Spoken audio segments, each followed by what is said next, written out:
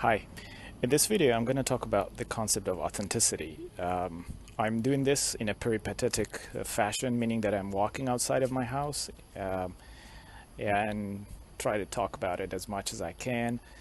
Please expect some level of noise in the background. That's the vehicles that are commuting and also some airplanes that are passing by. So the concept of authenticity refers to an attribute of tests that has to do with their resemblance with the TLU domain. And TLU stands for Target Language Use. The target language use domain is a very important concept in language assessment. Why is it so? Well, because the tests that we want to develop should have a use at the end, especially, the test scores. So that use has to be similar to a domain in which students are going to perform later. For example, if they can perform well on a test of reading comprehension, can they also perform well in a reading assignment at a university, right? So that's like if they are a good reader under the test condition, are they also a good reader under non-test condition at a university? This resemblance is important to establish because,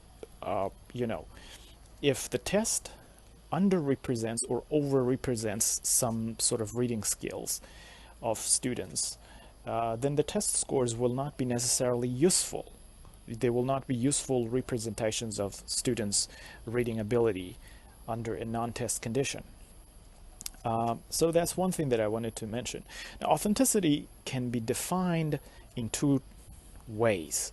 One way is, which is also known as the situational authenticity, has to do with the resemblance of the task in the test and the tasks under non-test conditions. For example, you are developing a listening test. What kind of tasks do you want to put into your test? And are those tasks similar to the listening tasks that students would have to encounter and would have to fulfill and perform in, let's say, the TLU domain, a TLU domain like the university? This is the situational authenticity. Then we have interactional authenticity. It has to do with the resemblance of the thought processes of students under test and non-test condition. Thought processes refer to the cognitive processes of test takers. That's what is happening in the brain or the mind of the student.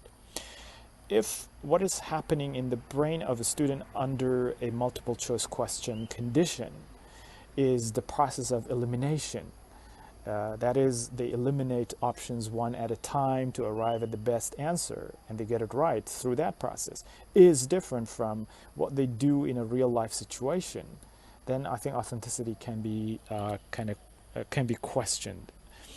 But we don't want to jeopardize the authenticity, that's the situational and interactional authenticity of the test, by creating some items which do not resemble the real life situation. So as teachers, we need to take into account the attributes or the characteristics of the TLU domain, which means that before developing a language test, we first need to know how the scores are going to be used, what kind of decisions are going to be made about students. Well, this understanding has to do with our understanding of the TLU domain. Because if you don't understand what kind of language abilities and skills are used to perform successfully in the TLU domain, then I think the test that we will develop will not be a good representation of that domain. Long story short, if we are embarking on some test development, one of the first things that we need to ask ourselves would be, do I know the TLU domain pretty well? Do I need to collect some data and information about what this TLU domain looks like? And only after that can we start developing the test.